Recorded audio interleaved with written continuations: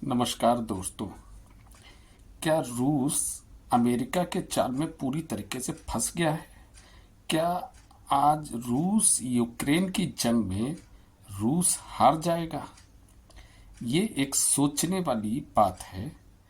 आखिर जिस यूक्रेन के पास केवल 2.5 दिन लड़ने की ताकत थी, आज वो 2 साल के बाद भी युद्ध में टिका हुआ है। यहाँ तक कि टिका भी नहीं है, बल्कि उसने रूस के कुछ एरिया पे कब्जा भी कर लिया।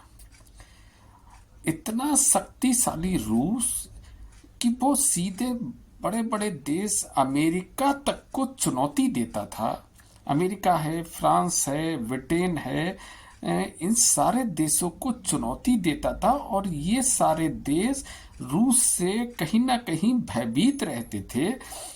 उसके बावजूद वो एक छोटे से देश से युद्ध नहीं जीत पा रहा है, जबकि उसके पास रूस के साथ लड़ने के लिए केवल 2.5 दिन की क्षमता थी। वो 2.5 दिन तक तो रूस का सामना कर सकता था और उससे अधिक वो रूस का सामना नहीं कर सकता था। इस पूरी दुनिया में सबसे ज्यादा परमाणु हथियार जो हैं वो रूस के पास है। दूसरे नंबर पे अमेरिका के पास है, फिर ब्रिटेन, फिर फ्रांस, फिर चाइना, फिर भारत, फिर पाकिस्तान, इस तरीके से है। सबसे ज्यादा परमाणु हथियार, सबसे ज्यादा मिसाइल, सबसे ज्यादा टैंक, मतलब सैन्य सामग्री का भंडार है रूस के अंदर। और वो एक देश, रूस जैसा देश, एक छोटे से कंट्री का मुकाबला नहीं कर पाया, उसे हरा नहीं पाया। क्या वजह है ऐसी? क्या आप क्या सोचते हैं कि ऐसा संभव था कि रूस यूक्रेन को नहीं हरा सकता था? भाई, रूस अमेरिका को हराने की ताकत रखता था। अगर अमेरिका और रूस में लड़ाई हो जाती तो मैं सैन्य अध्ययन का स्टूडेंट रहा हूँ, मिलिट्री साइंस का स्टूडेंट रहा हूँ, पूरी तरीके से ये बता सकता हूँ कि उस युद्ध में रूस ही जीत था। अमेरिका रूस से नहीं जीत सकता था। जितने उन्नत हथियार रूस के पास हैं, उतने उन्नत हथियार अमेरिका के पास नहीं है। आज हमारा देश इंडिया भी के पास भी जो सबसे ज्यादा हथियार हैं वो रूस के ही हथियार हैं। पूरी दुनिया रूस के हथियार खरीदती थी और वो सारे हथियार मुकाबला नहीं कर पाए यूक्रेन के हथियारों का। क्या वजह हो सकती है? आज की परिस्थिति में कैसे ये माना जा सकता है कि इतना ताकतवर देश, जिसके पास इतनी बड़ी सैन्य क्षमता होती है, जो वो किसी भी देश को धमकाने की ताकत रखता हो, जिसके सामने अमेरिका भी सीधा खड़ा होने की जरूरत नहीं कर सकता था, आज वो यूक्रेन ने उस शक्तिशाली देश का कुछ भाग कब्जे में ले रखा है। अब हम इसी को जानेंगे कि ऐसा क्यों है। क्या वास्तव में यूक्रेन रूस का मुकाबला कर रहा है? यहीं पर सबसे बड़ा खेल है। आज के संदर्भ में हम ये आज मैं ये बता सकता हूं कि आज रूस और यूक्रेन का युद्ध नहीं चल रहा है, बल्कि एक तरफ रूस है, एक तरफ अमेरिका है, ब्रिटेन है, फ्रांस है, जर्मनी है और बहुत सारे छोटे छोटे यूरोपियन कंट्री, ये सब मिलके रूस का मुकाबला कर रहे हैं। और रूस इतना शक्तिशाली है कि वो उन सारे कंट्रियों से अकेले लड़के भी हार नहीं रहा। रूस हार के भी जीत रहा है और ये सारे कंट्री जीत के भी हार गए हैं। यही सोचने वाली बात है। अब देखिए, अब यूक्रेन के पास अपना कोई हथियार नहीं है। जो हथियार थे वो उसने शुरू में कुछ दिन चला लिए। सारे फाइटर जेट किसके? इन सारे कंट्रियों के, अमेरिका के, जर्मनी के, फ्रांस के, ब्रिटेन के। मिसाइलें किसकी? इन सब की। टैंक किसके? इन सारे कंट्रियों के।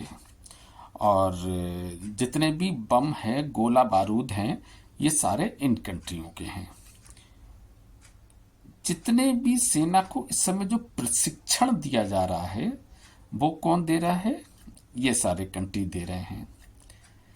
तो भाई युद्ध कौन लड़ रहा है?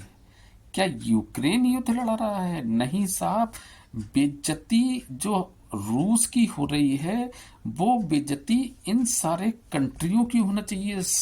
कि तुम सब देश मिला के, भाई चलाई तो मैं रहा हूं भाई, या आप ये कह सकते हैं कि यूक्रेन के सैनिक उन्हें चला रहे हैं। वो यूक्रेन के सैनिक अब नहीं है, क्योंकि वो उन अमेरिकन, फ्रांस, इन सब से ट्रेनिंग ले रहे हैं उनको चलाने की। उनके सारे बम, उनके सारे फाइटर प्लेन, उनके सारे टैंक, हर चीज बस वो चला रहे हैं। पीछे से सारी सपोर्ट इनकी लगी हुई है। यानी अप्रत्यक्ष रूप से, प्रत्यक्ष रूप से आप देखेंगे तो रूस और यूक्रेन लड़ रहे हैं, लेकिन अप्रत्यक्ष रूप से ये सारे कंट्री युद्ध में कूद चुके हैं और एक तरफ अकेला रूस है। तो रूस इतने सारे देशों का अकेले मुकाबला कर रहा है, उसके बाद भी नहीं हार रहा है। अगर उसका कुछ क्षेत्र यूक्रेन ने कब्जाया है तो उसका बहुत बड़ा भूभाग रूस ने भी कब्जा लिया है, यूक्रेन को पूरा खंडर बना के रख दिया है। इतने सारे देश जिसके पीछे लगे हुए हैं, फिर भी उसे नहीं बचा पा रहे हैं, बचा नहीं पा रहे हैं, लड़ रहे हैं, लगे नहीं हैं। ये सारे कंट्री मिलके रूस से लड़ रहे हैं। भाई सारा सामान मेरा, सारी ट्रेनिंग मेरी, मैं पूरी तरीके से उसमें जी जान झोंका हुआ हूं। बस फेस, जो सैनिकों का फेस है वो केवल यूक्रेन का है। तो आप अमेरिका की चाल को समझिए, किस तरीके से रूस को पूरी दुनिया के सामने उसने एक कमजोर देश साबित करने में लगा हुआ है। यानी खुद युद्ध में लड़ रहा है और अपने साथ में कई और कंट्रियों को के साथ मिलकर लड़ रहा है।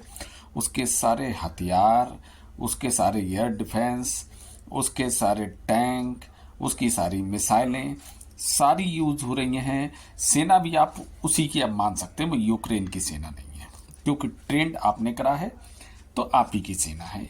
यानी आप खुद लड़ रहे हैं, इतने सारे कंट्री मिलके, जबकि आपको दुनिया में नंबर 1 लोग मानते हैं सैन्य क्षमता के मामले में।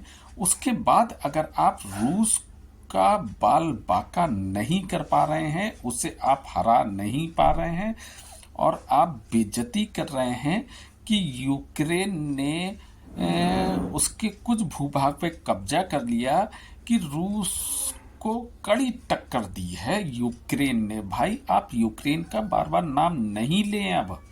अब आप सीधे कहें कि मैंने उसके कुछ भूभाग पे कब्जा करा है, उसने भी मेरे बहुत बड़े भूभाग पे कब्जा करा है।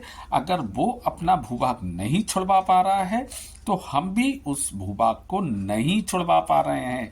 यहाँ पर न्याय है। अमेरिका इतना चालाक कंट्री है, अगर वो हारता है तो वो ये नहीं दिखाता कि हम हार रहे हैं, और जीत भी नहीं रहा है तब भी अपनी जीत साबित कर लेता है। रूस के ऊपर उसने बहुत सारे सैंक्शन लगाए, बहुत आर्थिक प्रतिबंध लगाए, लेकिन यहाँ पर रूस की तारीफ करना होगी, उसने उसे इतनी बढ़िया तरीके से हैंडल करा। उसने अपनी आर्थिक स्थिति को कमजोर नहीं होने दिया, और पहला ऐसा युद्ध है दुनिया में जिसमें युद्ध के बावजूद उसकी जीडीपी गिरने के बजाय बहुत बड़ी है। यानी उसने इतना अच्छा व्यापार करा है कि जिस कारण वो आज तक 2 साल के बाद भी इतने सारे कंट्रियों से लड़ने के बाद भी खड़ा हुआ है। एक तो उसकी जीडीपी नहीं गिरी, यानी आर्थिक स्थिति उसकी खराब नहीं हुई, ये एक मेन वजह है युद्ध में डटे रहने की। दूसरी, आज ये समझने वाली बात है कि वो खुद सारे हथियारों का मैन्युफैक्चरर था। अगर वो हथियार दूसरे देशों से खरीद कर चला रहा होता तो शायद वो हार चुका होता, क्योंकि वो खुद मैन्युफैक्चरर था। इसलिए अगर उसके कुछ टैंक बर्बाद हो रहे हैं, उसके फाइटर प्लेन बर्बाद हो रहे हैं, तो नए मैन्युफैक्चरिंग भी कर रहा है।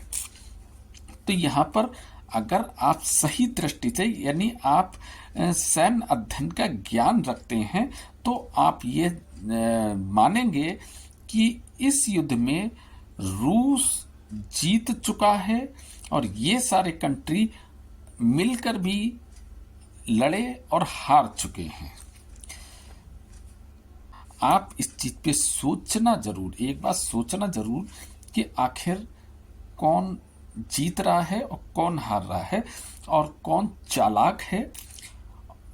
इस मामले में रूस को थोड़ा सा बेवकूफ कहा जा सकता है कि वो अपने आप को प्रदर्शित ही नहीं कर पाया कि तुम सब लोग मिलके भी मेरा बाल बाका नहीं कर पाए।